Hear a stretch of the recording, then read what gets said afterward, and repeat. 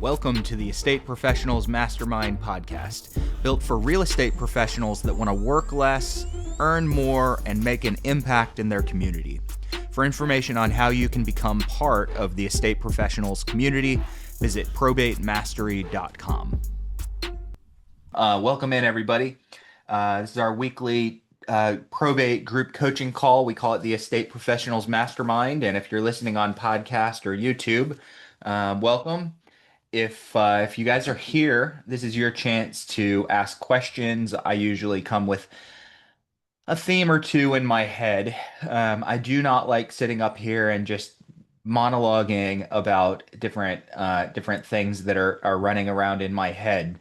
So I prefer for some engagement. Anybody that has questions about your business or about transactions and deals, I want you guys to raise your hand, and we will take your topics, your questions, your wins and success stories, whatever it is. This is your chance to either share some of what you guys have been learning or how you're developing and growing. Maybe do a little bit of coaching, or your chance to get coached a little bit. With that said, I was just kind of starting the call by talking with Michael while I was waiting on a few other people to finish, and while I was finishing my lunch in the background, talking about how right now our real estate business is actually semi-busy, and there's some folks here that are big producers and medium producers and small producers. We're all kind of in a different place. Um, if you guys don't know a whole lot about my business, is 90% of my day is running probate mastery, coaching, different things like that. So I'm focused very heavily on the agents and the investors that are in our program, and I don't spend a ton of time maintaining real estate business. Um, oh, 10 years ago, 11 years ago, it's been 11 years, hard to believe. I moved to our current location, which is Raleigh, North Carolina. Didn't know a soul, didn't have any sphere of influence. As a matter of fact, I take that back. We did have my wife's cousin lived here. She was in her early 20s. She was in her early 20s and just finished school. And so we knew someone when we moved here, and 2 weeks later she moved away. So we didn't know anybody. And that's when I got started in probate. So my first year, we did 43 transactions. That came from a couple of different sources. So when I dropped into the market, I did run some radio ads. That didn't actually get me a lot of business. I used to run radio ads in my old market in Virginia. And I love radio promotion, specifically lead generation. I'm a big fan of it, on the right station at the right time in the right market. Okay, so those three things have to line up, because radio is expensive and we weren't doing probate back then. But in the old market, 11 plus years ago, we were actually listing over 120 houses a year that were coming off of radio advertising. So when I dropped into this new market, I spent a whole lot of my budget on radio. Problem, I picked the wrong station with the wrong demographic in the wrong market, and I didn't have the right show. So I burned through a bunch of cash there, and it's around that time that I started getting going with probate. So I was getting probate leads at the same time. I was out doing open houses very frequently. I was doing a little bit of Google pay-per-click purchasing, and I was doing a lot of networking. So my business, those 43 deals that year, came from a couple of different sources. They came from probate, a lot of listing business in the probate space. I had a couple of purchase opportunities that year as well. I had a bunch of business that came from open houses. So anybody that tells me that open houses don't work, I beg to differ. I had a bunch of business. Now, granted, that's buyer business, but a bunch from open houses. Some of our paid ads turned into some clients as well. And that's where the majority of my business that first year came from. But to go from no sphere of influence, new market, to 43 deals is something that I'm proud of. And then ran for a couple of years, probably about 4 years. After that, I was just producing. I was going to networking events and building up a really, really strong business to business networking organization, which still feeds me today. Building up a very large list of past clients that I worked with through Probate, building up a good web presence, videos, blogs, different things like that. And then in 2020, I started coaching. So actually, right before COVID, I started coaching, and I did that for all the leads for a little while. So all the lead organization that provides leads, and so here we are in 2026, and I have not been focused on production since that time. So since 2020 or the end of 2019, I haven't focused on production. And this last month, we ended up with 5 listings and probably 3 or 4 active buyers that are outgoing. How did that happen? It happened because I focused on systems and assets while I was building. That's how it happened. So that kind of leads me into one of the things that I wanted to open by kind of talking with you guys about. If you want a business that produces a somewhat predictable, it can be extremely predictable result year over year over year, where you know how much business is coming in from one year to the other. It might be a little less predictable month over month, but you know how much business is coming in from one year to the next. And generally, where it's coming from, you have to focus on assets. So, what is a business asset? Um, Most of you, when you hear me talking about business assets, you think, okay, a bank account might be an asset, a vehicle might be a business asset, rental property might be an asset, and those are great. Technically, those are assets. I'm talking about marketing and system assets, though. I'm talking about things that you've built into your business that go out and they work for you through the years without you having to do that thing again. So, an idea of a business asset could be a YouTube playlist. And your YouTube playlist is maybe the 3 or 4 things that you say on repeat to a new listing that you bring in. And you go, oh man, I just brought this new listing in. And every time I list a house or every time I buy a house, for those of you investors, every time I do this, I end up spending an hour talking to the client about these 5 things. And it would be really great to not have to spend that hour 2 or 3 times a month, or 5 times a month, or 10 times a month, depending on how big your business is. So what you could do is you could sit down and you could record that series of 5 videos, take an hour to record them, and it's just the things that you spend um, uh, talking about every time you get a new listing. And now it's a playlist, and instead of spending the hour, you say, hey, here's a YouTube playlist. I need you to watch this before we go live with your house. Or maybe you buy a house and you do the same thing. Here's a playlist of 3 things to expect next. Well, you just saved yourself an hour on repeat every time you take a new listing in. If over your career you list 1,000 houses or you buy 1,000 houses, you just saved yourself 1,000 hours of time by building that asset. Another asset could be an email drip campaign.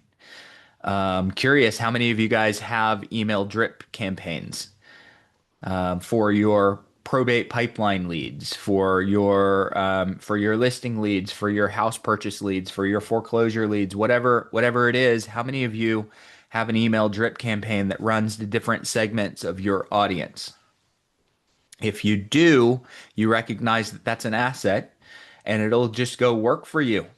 It will go work selling you to potential leads indefinitely, forever. Every now and then I might step into my email drip campaigns and make some edits and tweaks, but once I have a campaign, I don't need to do a whole lot. It carries a huge portion of my sales communication. Video sales letters is another type of asset that a lot of people build. It's a basically a sales letter or sales pitch that goes on YouTube. And if you say, hey, if you're thinking about selling your house and you want to know what kind of offer I bring, go watch this video.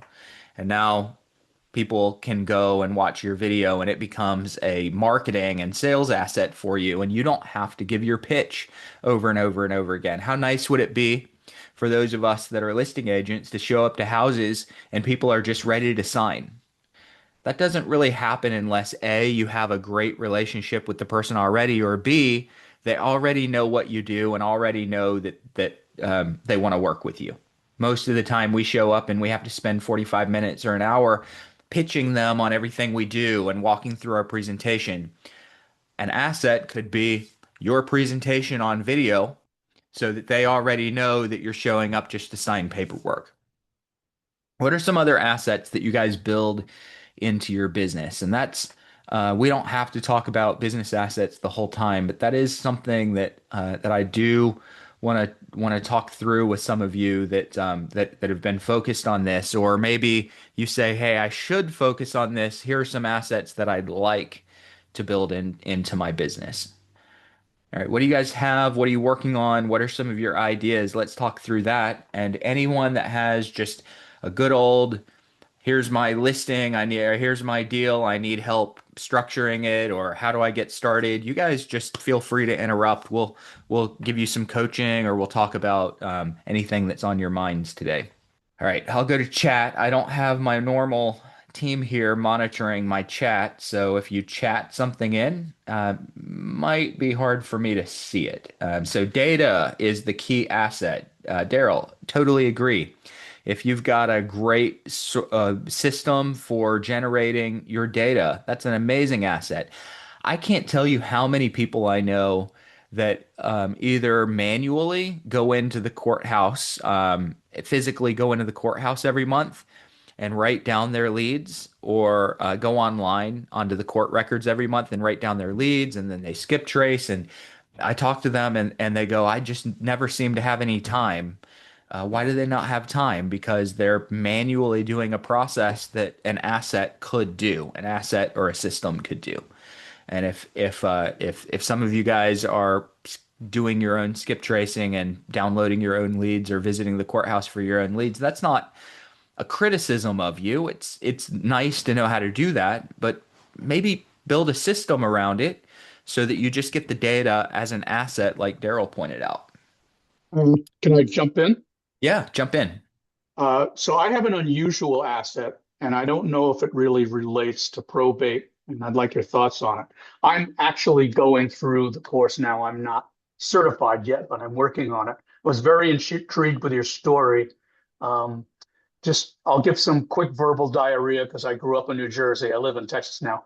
I was in high tech for 40 years. I lived in Silicon Valley. I moved to Texas 5 years ago.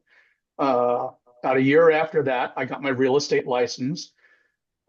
Prospects started falling out of the sky. I put some videos up, and 2 months later, the interest rates went from 3% to 7%, and the market died. Yep. I have zero sphere of influence here, and so your message resonated with me. And because I have gray hair, I'm thinking that this might be something that would work with people and lawyers, et cetera. So um, the asset that I have, I'm in Texas Hill Country, just north of San Antonio, and needless to say, thousands and thousands and thousands and thousands of people are leaving California, New York, New Jersey, Chicago, and moving to Texas. And what I have done is I have directly connected to over 1,000 California real estate agents. I'm connected to them on LinkedIn. I therefore can legally send them emails because I have a reason to do it. And the original thought process is if you list your house with me, in addition just putting it on the MLS and having an open house and doing the social media, I will present your house directly to these 1,000+ real estate agents in California. They know the people that can't afford to live there. They know the people that have enough equity in your house to buy your house outright. Everybody and their brother, there's 15,000 real estate agents registered in the San Antonio area. So everybody and their uncle is a real estate agent. So I'm having a hard time getting traction and getting listings. So I message to these people in California about, and I actually send them a referral agreement. Hey, you know somebody moving here, refer to me. You get, I'll share my commission with you. is there a play to use them in probate? I mean, I know that probate gets very complicated when the relatives are out of state. But I'm literally meeting with a builder tomorrow, and he and I are going to do some videos together saying, hey, you can build a $1.5 million house here that would be a $7 million house there. And so I'm going to use that asset to promote it there. Is there a probate play for that? I'd be curious to find out if anyone else sees a probate play. I don't necessarily see a probate play. I do see a play on that asset being your list of agents and potentially your connections to those agents. I see a play there. Can I say Uh, something? yeah, David. I think the play here for him is to just pull expertise. It may not be, uh, you know, they may have experience going through a probate, or they may have experience working on a house or selling a house, or, a good 15, 20-minute interview on that and just put on YouTube with a good title and description. It's a great asset to have. You're just talking to someone, having a conversation, and you're not asking them for anything, and you're I'm, getting good content from it. I'm not sure I'm following you. I'm having a content with one of the real estate agents in California that I'm connected with. Yeah, And then what yeah. do I, and okay, Just have a topic and say, hey, go research this topic or if they have any experience with the topic, just so you could have a conversation about a probate topic if you want that to be your topic, or expired listings, or for sale by owners, whatever it is. Just create a topic. 8 to 12 minutes. Good, good. Okay, hold on a second, and then Bill, you can jump in on that. Good. Um, but the odds, okay, the odds that those 1,000 realtors in California are gonna have a client that needs to go to San Antonio are low. No, Uh, no, no, no. Let's don't wait, go wait, there, wait, wait, Bruce. wait, wait. Hold on, hold Okay, on, hold okay. on. Wait. All right. I Okay. can't see. I'm driving. The odds are low. Not impossible, but low. And so I think that your list of agents is significantly smaller than it needs to be. Significantly. And if you do videos like David was just suggesting with those agents, I think that you burn all your time up. Okay, so I do think that building a video playlist is good. I think that your next asset to build alongside that list of agents in California is going to be a communication channel. So I would make sure that I had somehow them opted in to some kind of a referral or networking group with you as the leader of that referral or networking group, and you could target only California agents. And then as they opt in, you need a drip campaign running side by side that has embedded videos like David is talking about in that drip campaign that's going out to tens of thousands of California agents because now the odds of 30,000 California agents knowing someone moving to California is significantly better. Great job on the 1,000 connections. Great it was a job. lot. It was a lot of work because I mean, literally, I am connected to them on LinkedIn, Yep. so I get their email address, I get their phone number, I get the city they're in, I get the company they're with, and because of all of these spam laws, I can legitimately email them without it being spam. So Yeah. I have the company group on LinkedIn. I invite them all in, and and again, so I'm looking for ways to exploit the asset. And Hmm. I'm redoing my website. There is going to be a probate section on it. I am actually writing content that's going to go on. I am going to make videos out of that content. All of that's going to be put into play. And again, there may not be a play. I was just off the top of my head, I was wondering, is there a probate play for the people in California? And I guess the feedback I'm getting is probably not. No, I think that there's absolutely a play, but I don't think it's exclusively probate. I don't think that you limit your play with that list, that audience, to probate exclusively, because now all of a sudden you've got 1,000 people. Let's say two of them know someone moving to San Antonio market or your wherever you are, where you are every year. Um, that's not necessarily a lot. So that's why I think that you need a bigger audience in California. And then you need to talk probate and estate business in your content. That content needs to be um, heavily, not exclusively probate and estate, because if you take those two deals and that might get referred into your market every year from those 1,000 agents, and then you kind of go exclusively probate, you take those two deals down to probably zero. No, I get that. So the pro, I mean, so right now it's focusing on buyers relocating here, Yep. focusing on sellers and saying this is how I'm differentiated. Hmm. The whole probate thing is a new thing that I get because I sense that there probably aren't many real estate agents focused on that business.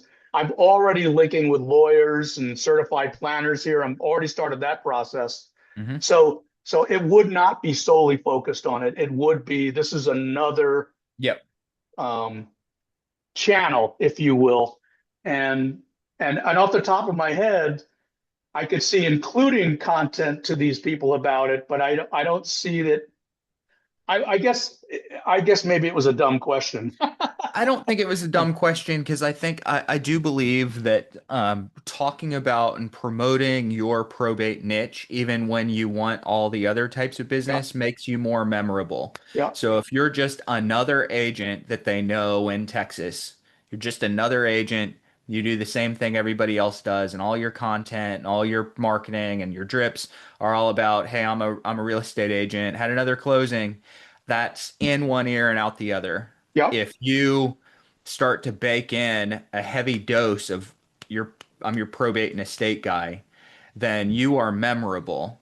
As long as you don't make it like, oh, you're only the probate and estate guy. So it needs to be a balance of, Yeah. hey, this is a probate and estate guy that's really super memorable, but also it's not the only thing that I do. No, and that's exactly how I'm looking at it.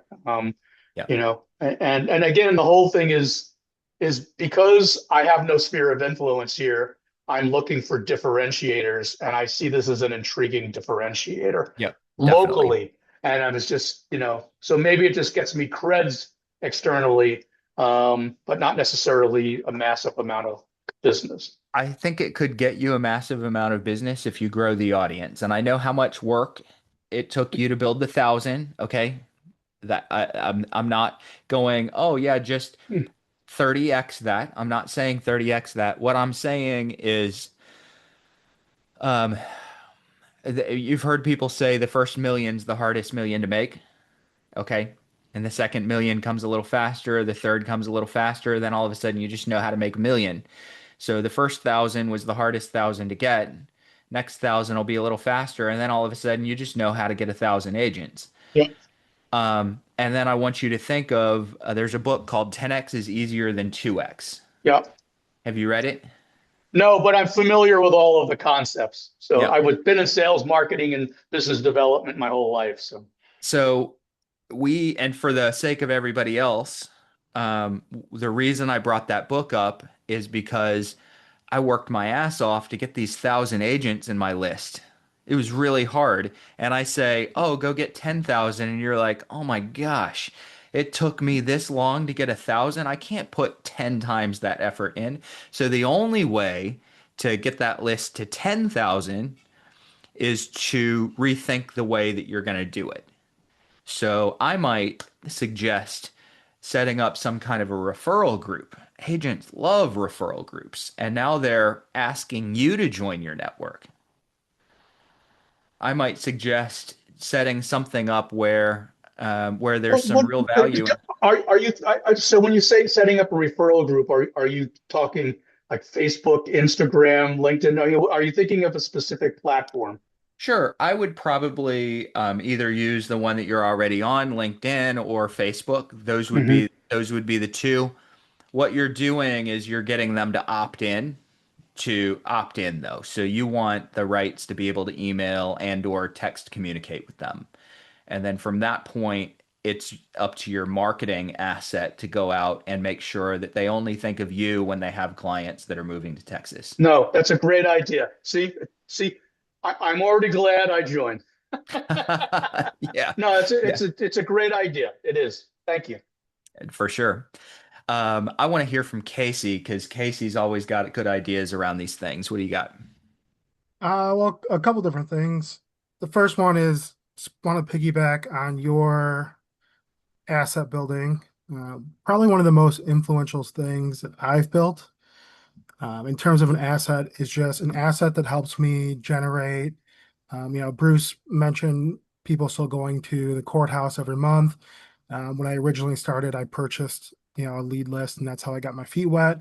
And then I started going to the courthouse myself. Um, but that's very time consuming. It's very taxing. So one of the first things I did was building an asset to help me gather and scrub that probate data.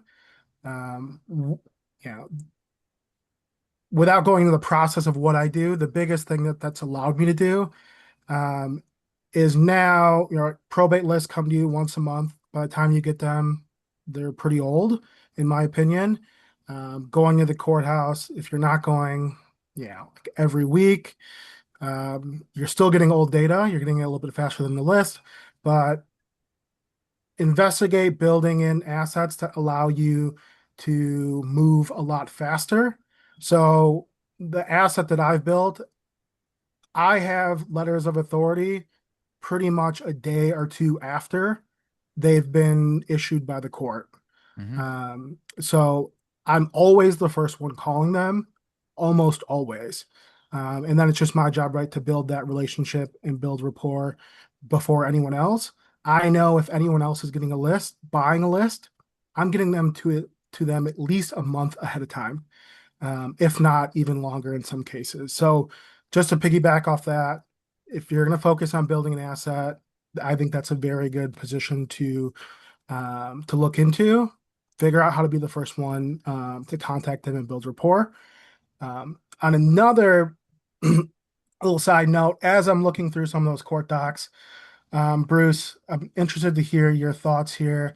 I'm seeing a little more special representative filing the probate, and it's for they were in like a medical Medicare facility, and I'm seeing that a lot more. I really hadn't seen it that much, previously, but essentially someone's filing on behalf of that person, like from the actual medical center where they, most likely assisted living or, like memory care. And I believe that they've now passed away, but someone Hmm. at that facility is actually filing the probate, and then they're trying to appoint, like it's usually a family member. So I've gone down and I've kind of looked at the court filing, and they're not actually petitioning for them to be the personal representative, but they're petitioning to appoint someone who's a direct family member to be that personal representative. I just don't really know how to play it. Like, is there a relationship that can be built with this person? I think, right, ultimately they're trying to appoint a personal representative to sell the estate to then be able to, pay the balance of the Medicare, of the facility. Hmm. But I'm just trying to make sure I'm looking at it at all angles.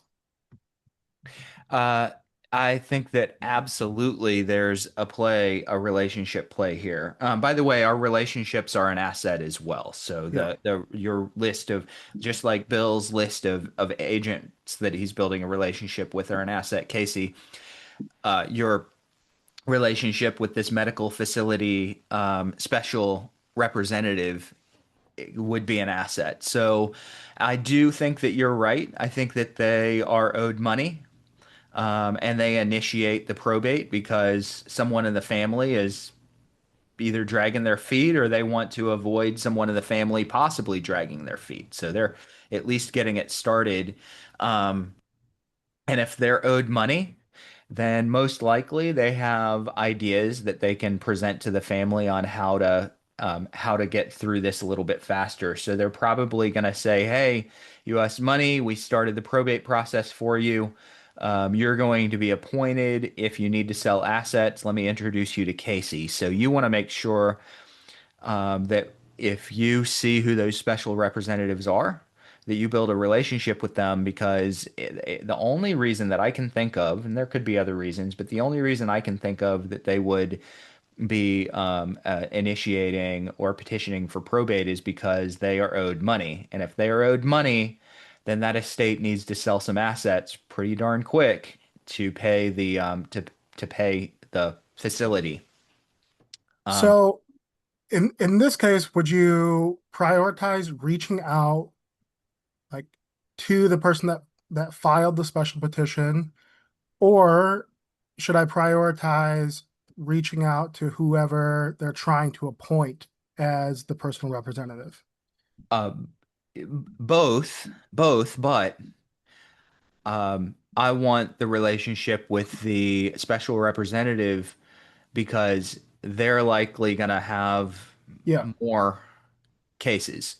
sure. So are they going to be able to pick the real estate investor or the realtor for the family? Probably not. But are they going to have some influence and some guidance for the family on how to handle the estate and what assets to sell and who to sell with? They're probably going to have some influence there.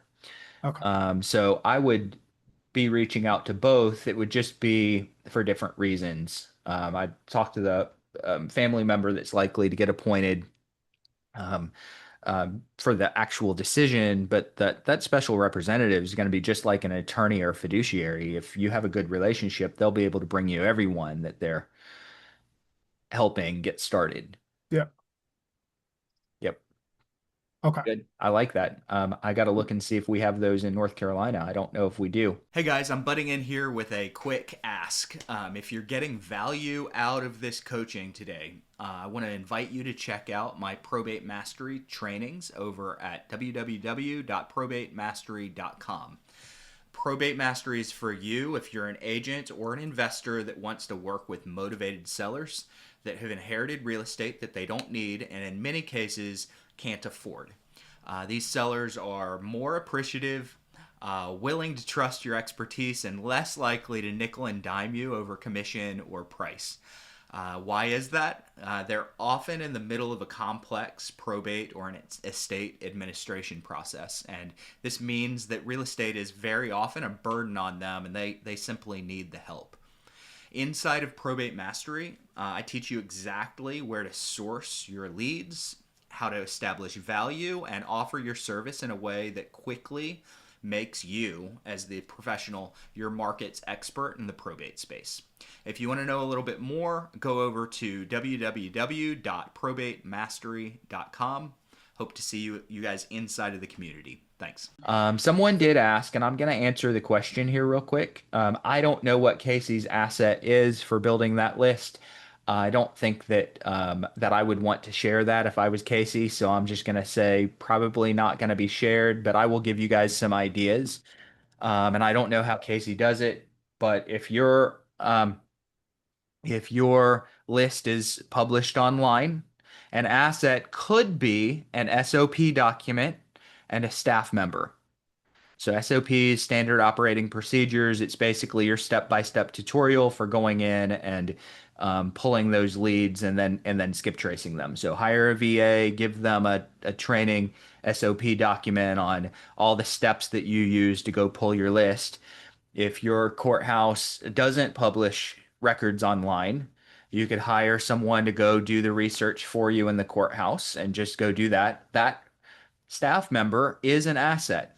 Your SOP document for where to put the records and how to skip trace the records is also very important. So you need to kind of build the process that a team member would use to go get those things for you, and then your process alongside that team member becomes your asset. Um, the fun thing these days, and some of you guys are going to be like, please don't talk about AI anymore. But these days, the fun thing is you could go build an agentic AI that basically runs a routine.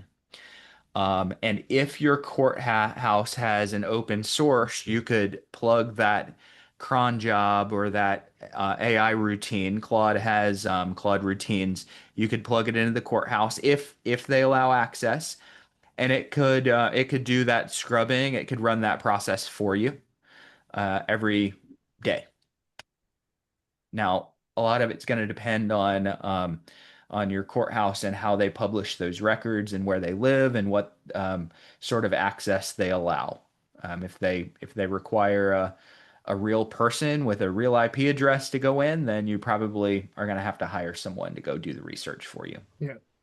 And Bruce, on that, I mean, so right, keep in mind a lot of these, you know, a lot of these probate courts are all government entities, right?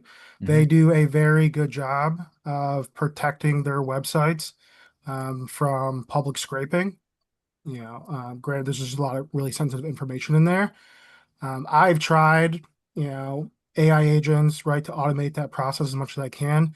It's just really tough given all the amount of protections that these government websites have to prevent scraping. Uh, but if that, so my like workflow, I have to do a little bit on the court side that just that my AI agent has a really hard time doing. But regardless, that's cut my time down like fractions of what it used to take. Hmm. So there's so much more that you can automate through like AI and Claude and agents to like streamline this. But the actual court process itself, like when you're actually on, if your court has all of their records digitized and online, that's still like a manual, roadblock that's there. But right, every court is different. So not that I'm like not ever willing to share my process, but what works for me in one county is not going to work for you. Hmm. It's completely different. But once you understand how each county works and what's online and what's not online, you can prioritize certain counties over another county, right? So like in one of the counties here in Michigan, they're still really old school. Everything's like scanned in and faxed, but you can get PRs, you can get the PR's number like right on the court website. There's really not that many hurdles you have to jump through to get their direct contact information. And it sounds like that is where I would want to fish in that pond, but I don't because other agents, if it's easy for me to get, it's really easy for them to get too. So I don't even really work in that county. Like I almost want the hurdles that I have to jump through. You just have to figure out how to make it efficient, right? So it's not super time consuming, but like I focus on the ones that are a little bit more difficult because I'm able to get that information really quickly. And other agents that just don't want to put in the work, they're just going to buy a list and good luck. I've already Hmm. put it on the market. It's already pending. By the time you see it on your probate list, like you just missed it. Yep. And anyone that gets worried about just missing it, okay, that's absolutely true. Absolutely true what Casey just said. Anyone that's like, oh my gosh, I buy my list. Am I just missing all the opportunities? No, there's tons of people that take 4, 5, 6, 12 months Yeah. that you have a chance to build a relationship with, but you're not going to beat Casey to that first conversation. Yeah. In the long run, Bruce, it probably, not to say it hurts me more, right? But I get tunnel focused on like who will do business with me right now because they just filed probate. Hmm. And because of that, I'm not always nurturing those long-term PRs that I could probably still, right, like get Hmm. on a contract, list, flip, whatever. But so it is beneficial, and I built my business on buying lists, so I'm not trying to say it's not a good way to do it. It's a great way to do it. But you can definitely do both. I was getting frustrated because I would buy a list and I would get all excited to call, and then I would look it up on Zillow and it's pending. And I just knew I got to it too late. Yep. Yep. Um, Now, the process that Casey just spoke about, so he essentially said he's tunnel focused on finding the people that are in front with a need right now, which is a great tunnel focus to have for those that want to build a pipeline that maybe takes 6 months to start to give you predictable results. The process that you use is an asset. The CRM that you use to keep up with them is an asset. The drip emails are an asset. The letter sequence is an asset. The resources package that we talk about a lot, sending people that we've engaged with, that is an asset. So Casey talked about some assets. We talked to Bill about some assets. David Pinnell's got his YouTube sequence and channel that are assets. You guys just need to figure out what's a system or a thing that's going to make my job and life easier and go out and convert people into clients for me, and then spend time creating it. Spend time. The number of people in our space that spend that much time, and for those listening after the fact and don't know, I'm putting a zero sign up. The number of people that spend zero amount of time creating systems and assets in their business is staggering, absolutely staggering. If I were to show you guys, and some of you have seen my list of assets that I've built that go back years, and it's thousands of tools and free things to give out in exchange for email and phone numbers and video lists and things like that. The number of those assets is staggering to a lot of people. To me, it wasn't that hard. It came down to 5 hours a week.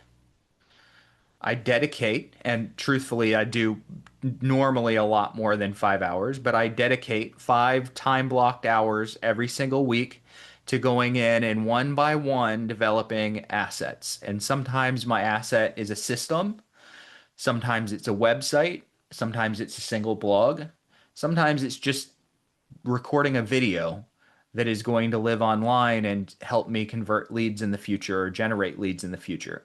So, uh, if you're in business, you need to make sure that you're finding a balance of working in the business. And working in the business is having the prospecting conversations, following up on leads, sending the notes, sending the letters, writing the emails, like the individual emails. It's showing the house, it's listing the house, it's going on the appointment, it's managing the transaction, it's going to the closing. All those things are what gobble up most of our time, the majority of our time. Personally, I can generally manage, and I don't do this much business, but I can generally manage 8 to 10 closings per month without breaking a whole lot of sweat.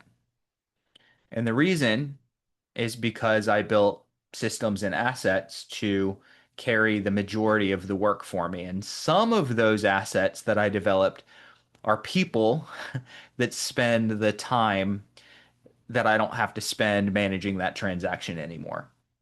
Some of them are AI agents, some of them are email sequences, some of them are video playlists, but I created assets so that I never get stuck if I have a busy month. And a lot of people get stuck with a busy month and they go, oh my gosh, I've got 2 deals under contract. I don't have time to go get business anymore because I have to manage these 2 deals under contract. Well, that tells me that you have no systems and assets on the back end. Okay. You should build the systems and assets to be able to manage business so that you can constantly go get more. And then if you want to not constantly be doing your sales pitches, create some assets for yourself that do the sales pitch for you so that you can cut your appointment times in half and you can cut your marketing in half and you can cut your prospecting. I can't tell you the last time I put a stamp on an envelope to send a resources package out. My team, my asset, which is my team, they do all that. Okay, so create assets for yourself so that you can get more business, you can generate more leads, you can nurture those leads, and then when they're finally under a deal with you, you don't get stuck managing deals and forget to go get more business. So, and for most of you guys, 5 hours a week is the answer. 5 hours. Time block, 2.5 hour time blocks per week. that nothing else happens. And when I'm in a time block, my phone is upside down. Okay. I want you guys to know this right now. I'm on this call. This is a very important call. I haven't missed it in a long time. And if I do, I usually call Bill Gross at the last minute. Okay. But I haven't missed this call in a long time.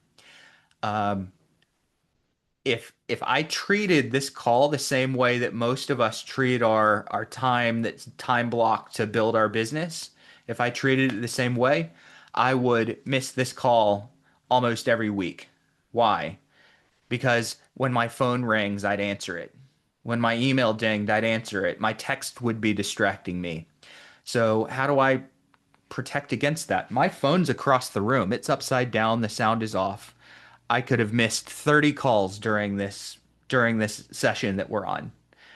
I don't know because it's very important for me to be here. If I have an appointment to buy a house or list a house or meet with a client of mine, phone isn't anywhere distracting me.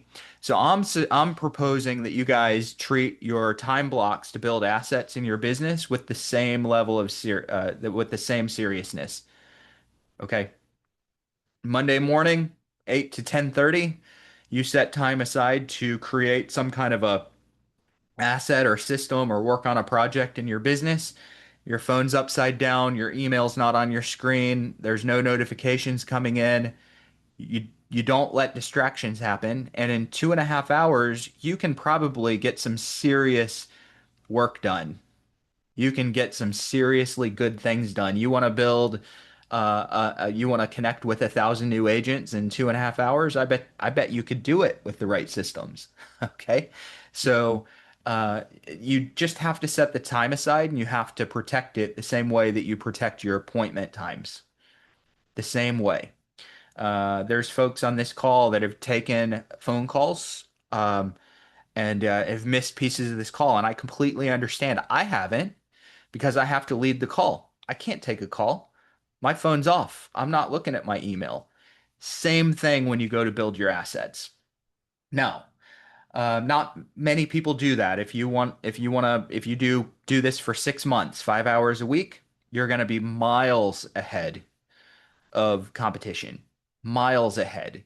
If you deploy some AI and you start to build a little faster, you'll get even further ahead.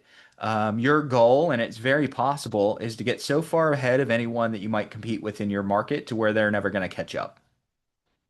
Never going to catch up. A goal that I have in my business, and these are assets that I don't have fully implemented, but a goal that I have in my business is if you go and you Google how to sell a probate house in North Carolina. Okay, and I did just make that search term up, but that's something that people might search for. That all you see on page one of Google, and I realize that Google with some of the AI platforms out there, it's not quite as powerful as it was, but let's just use Google as litmus test. All you see under that search term is a wall of my videos and blogs. If you're a competitor of mine and you go, hey, you know what, I really want to write a blog and get some traction, and you Google that search phrase and you see, well, Bruce owns the top 20 spots. He's too far ahead. I'm gonna go find another topic to compete on. That's my objective. My objective is to when I go to build an asset or a system is to get to the point where no one else would really even want to compete with me. Okay. And then you're losing competition. You're putting them in the dust. You're managing your business easier. You're managing your transactions easier. You're lead generating easier. You're lead converting easier. Your systems and your assets are doing the heavy lifting for you. And most of us don't spend the time creating these things. Now, on the flip side, I do want to warn a few of you off of this because I have seen this before. I have a system for tracking KPIs and numbers, and I have 10 different KPIs that I track in my business every week. And I give myself a score in each category every single week based on the success in that category. So on the flip side, I've had people that I've coached who've shown up every week with the score that they want, but they get it all on one category. So for me, a couple of things that I track. I track my time building assets. So did I get 5 hours? If I did, I get 15 points in that business development in those business development time blocks. Did I have a conversation with a prospect? If I did, I get 2 points. Did I send a personalized marketing piece out to someone that was in my pipeline? If yes, I get 2 points. Did I have an attorney conversation? If yes, I get 5 points, and so on. There's just 10 things that I track. Um, what a lot of people do, especially if they start getting addicted to building systems and assets, which is a very good thing for you guys to do, what a lot of folks do is they get so addicted to it that that's all they do. And then they build this amazing streamlined business that they never have a prospect to put into the stream. So just make sure that if you get into this, that you're putting prospects into your system so that you can actually make some money off of the tools that you've built. Hey, David Cordero, what's up? Hey Where'd you Bruce, go? I have a simple asset that helps me out tremendously. It's real basic. I'm sure many people here already do this, but as far as contracts are concerned, I don't write contracts. I have someone else write all my contracts for me, my listings and my purchase contracts. And then I just have a real simple system where the contract has their numbers and I'll just fill out the little whatever those numbers are. I have a system already filled out and I only change one or two of those on any given contract and then I'll send it in. So I'll Hmm. change the name and then price, EMD, a few other things, and then I'll send it to my contract writer and she'll write it out and send it out and everything like that. And it just seems like a small thing, but I talk to agents all the time that just keep always writing their contracts and they're real proud of it and everything.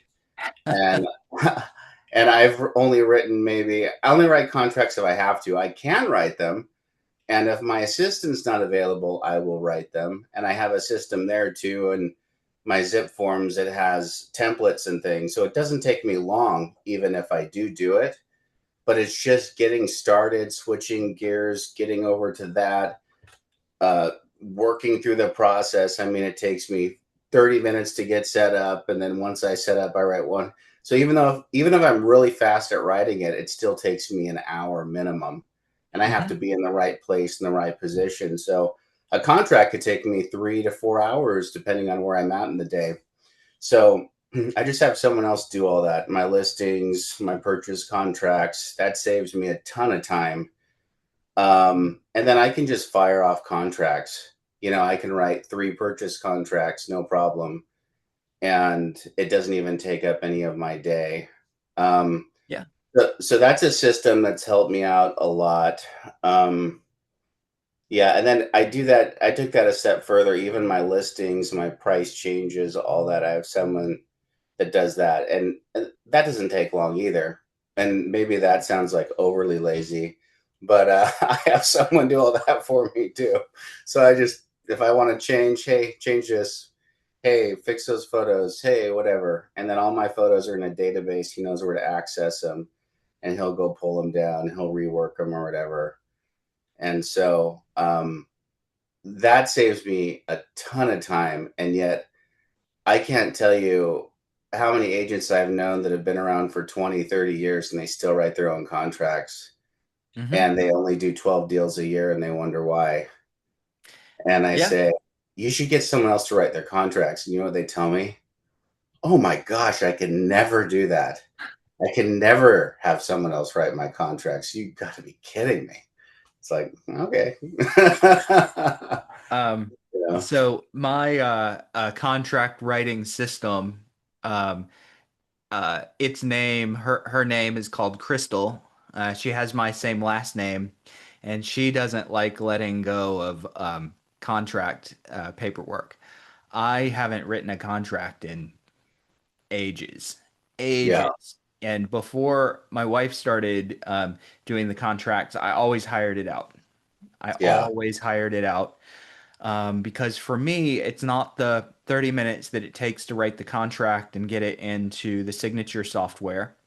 It's the setting up. It's the disrupting the thing that I was already doing, and Mm, then it's the fact that it might take me another 30 minutes to get back in the flow on something else that I had to come out of the flow for. yeah, So it's like you said, it's not the hour or the 30 minutes that it takes to write the contract and get it into the signature software. It's all that disruption of your flow time that you've yeah, lost as well, where you could be very effective if you were just in a zone doing something else.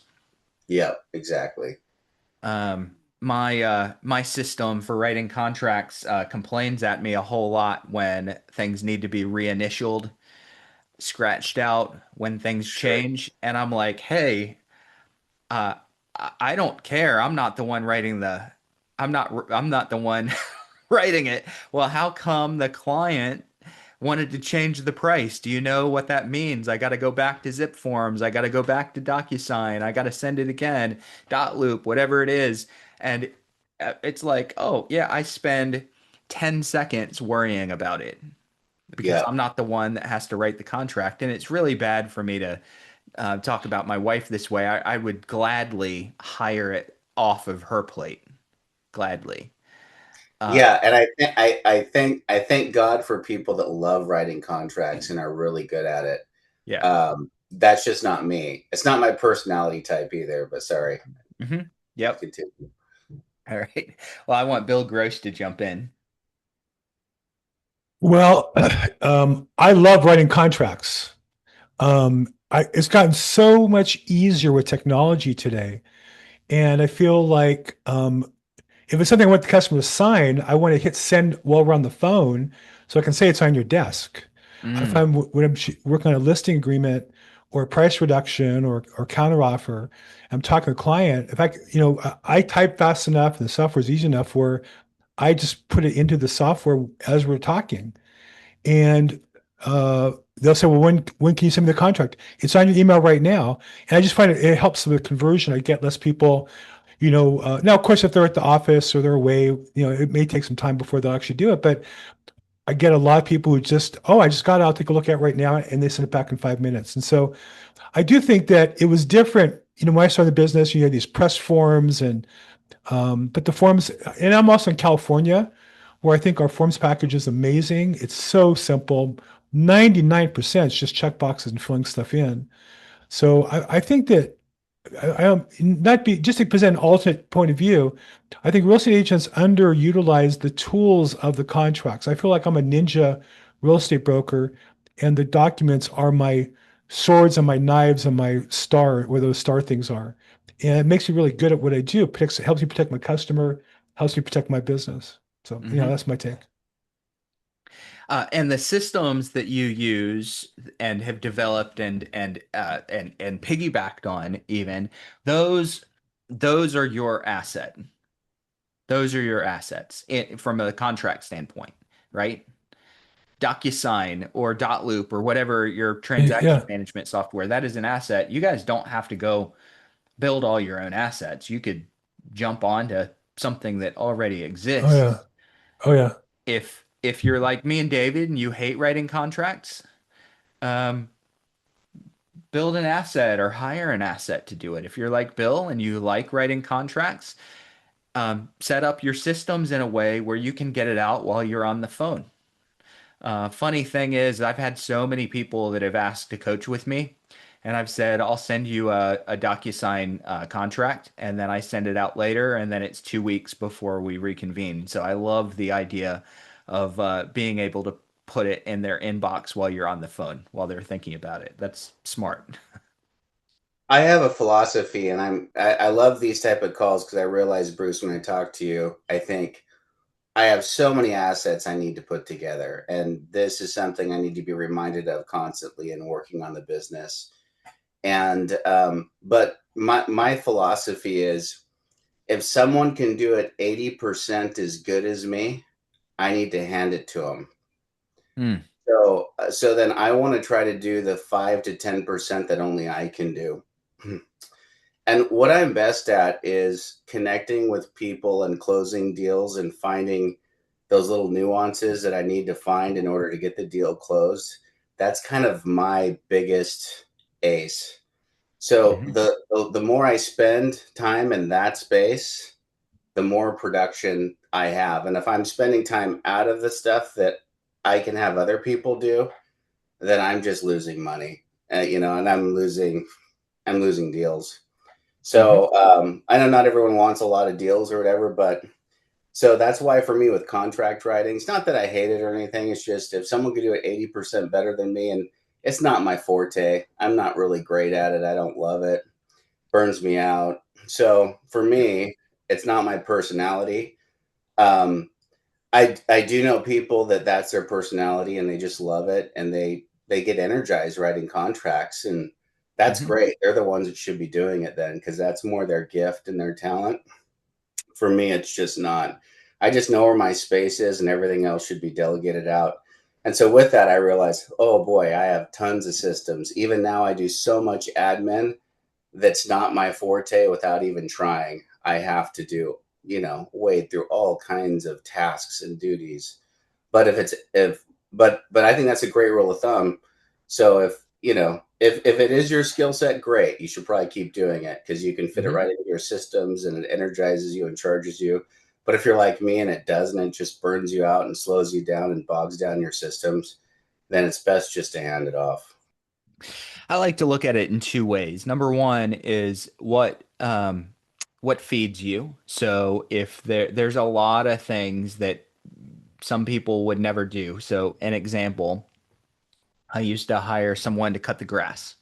And the way that I looked at it is, look, if I am supposed to be making $400 an hour or 200 or 50 or whatever your time is worth, and I can get something done for less than that, I'll just spend more time doing what generates money and not doing it. And for me, that was cutting grass. And my wife kept firing the landscapers because she enjoyed going out and working in the yard. She enjoyed it. Could she have done something else where her time was more valuable? Yeah, but being outside and taking care of things fed her. So number one is if something feeds you, if you enjoy it, if it's kind of in line with you, you can ignore whether it pays you or at your standard of pay. Okay.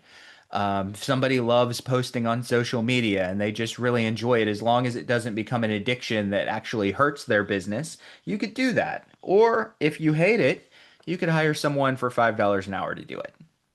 Okay. So figuring out and keeping the things that maybe just feed you that you enjoy because it's something in your life and your business that you enjoy. That's good. Other than that, you need to spend time finding your zone of genius where really only you can do that. You and a small other handful of people maybe could do that. Find that and put your time into your zone of genius if you can not if you can find it, when you find it. We should all be looking for our zone of genius. Um, Bill, running podcasts and interviewing attorneys and vendors, zone of genius. Me, teaching, zone of genius. I spend a lot of time teaching. Casey, building agentic systems that are going to be agents that are going to go run things is probably a zone of genius, I'm guessing, Casey. So we should all kind of go out and look for our zone of genius and spend time there. A couple of years ago, I heard a story about Sir Richard Branson, and he was asked to come be the keynote speaker at some big event, and they called his assistant and said, "Hey, we want Sir Richard to come speak at our event, and it's a big fancy event. Might as well have been at the White House. I don't remember where it was." And his assistant said, "Nope, sorry." And they were like, "Don't you realize it's at the White House or wherever?" Yeah, no, he's not going to do it. Well, don't you want to know what we'll pay? No, not really. Well, we're willing to pay $5 million if he comes out here and speaks for 1 hour on this afternoon. No, he said no. Okay, call back the next day. We're willing to offer 10 million. Just come out. We'll even send a private jet, fly him out 1 hour. He can leave. No. Next day, 20 million. And I'm making the numbers up that this is basically the way it went. And finally they said, what's it going to take? And the assistant said, no, you don't understand. It's nothing. He will not do it. Richard said that this year he was focused on three things and three things only in his life and business. And if anything comes up, no matter how good it sounds, that doesn't fit perfectly inside of those three strategic goals for his business this year, he's not going to do it. We should protect our focus the same way. Create strategic goals for your business and focus on those and time block time to make sure that those strategic goals are hit. And if things pop up that are good and valuable distractions, don't let it distract you. If it's good and valuable, it should be good and valuable next year or next month when it's time to focus on it. So when I get these harebrained ideas, no matter how good they are, if they don't fit inside of my this month strategic goal, they go on my asset development list, which is hundreds of projects deep at this point, as a back burner item. And next month, when I go in to do my planning for the month, I'm pulling up the 3 or 4 or 5 most important projects that fit with the goals for that month. And if there's still a great idea sitting on the back burner from 2 years ago, but it doesn't fit, it just stays on the back burner. But I'm finding somewhere between 3 and 5 things on the average month that I'm going to build that month. And when I do my time blocks for business development, I'm only focused on those 3 or 5 things. That's it. And if I get them done a little bit early, guess what? Maybe I can pull something up from the back burner. But I'm only focused on the 3 or 5 things that are gonna fit with my objectives for the month, the quarter, the year, whatever my objectives are. But I'm making sure that every month I knock out 3 to 5 systems or assets in my business every single month, no matter what. And it doesn't take very long before you've got a list of assets that are very envious to people that are looking from the outside. It doesn't take long at all. All right, we're over time. I didn't realize that we were already 9 minutes past the hour. Do I have any last minute questions or comments from anybody? No? All right.